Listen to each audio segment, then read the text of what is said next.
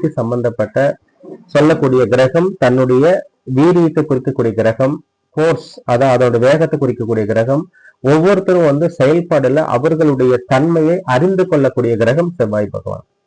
இந்த செவ்வாய் பகவான் மிக அற்புதமான கிரகம். அது திருமண வாழ்க்கைக்கு மிக முக்கியமான கிரகம் செவ்வாய் பகவான்.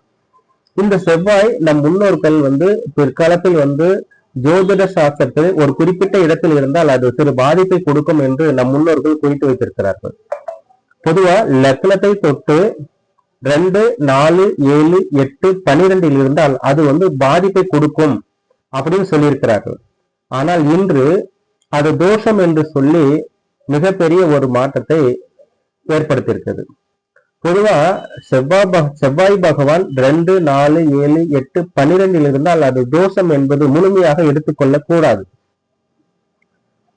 செவ்வாய் 2ஆம் இடத்துல இருந்தால் ஒரு கடினமான பேச்சு, அவருடைய கோபத்தாவும் அதிகரிக்கும்.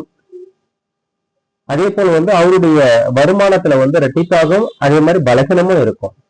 இதை நம்ம உணர்ந்து கொள்ள வேண்டும். அப்ப நம்ம ஒரு திருமண வாழ்க்கைக்கு இணைக்கும் பொழுது அந்த 2ஆம் பாவத்தில் இருக்கக்கூடிய செவ்வாய்க்கு ஏதாவது ஒரு வகையில் குருனுடைய பார்வையோ இல்ல குருனுடைய தொடர்போ இல்ல சூரியனுடைய தொடர்போ இல்ல சூரியனுடைய பார்வையோ இருந்தால் அது நிவர்த்தி. அந்த மாதிரி நிவர்த்தியை நம்ம அறிந்து கொண்டுதான் அது பாதிப்பை கொடுக்குமா கொடுக்காதா என்று சொல்ல வேண்டும். 4ஆம் இடத்துல செவ்வாய் இருந்தால் அது தோஷம் என்று சொல்றோம். 4ஆம் இடத்துல செவ்வாய் இருந்தால் தோஷம் கிடையாது. காலபுருஷத்துக்கு லக்னத்துக்கு 4ஆம் இடம்ன்றது கடகமனை. அந்த கடகமனைக்கு அதிபதி சந்திரன். சந்திரன் வீட்டில் செவ்வாய் நீசம் அடைகிறார். அப்ப நீசம் அடைஞ்ச செவ்வாய் அங்க பாதிப்பை கொடுக்காது. காலபுருஷத்துக்கு 5ஆம் இடம்ன்றது சிம்மமனை. சிம்மமனை சூரியன் வீடு, அது தந்தையை குறிக்கும். அப்ப தந்தை பாவத்துல செவ்வாய் போய் இருக்கும் பொழுது அது பாதிப்பை கொடுக்காது. காலபுருஷத்துக்கு 4ஆம் இடத்திலும் 5ஆம் இடத்திலும் செவ்வாய் இருந்தால் அது தோஷம் கிடையாது. அதாவது கடகமனையிலயோ சிம்மமனையில இருந்தால் அது செவ்வாய் தோஷம் கிடையாது.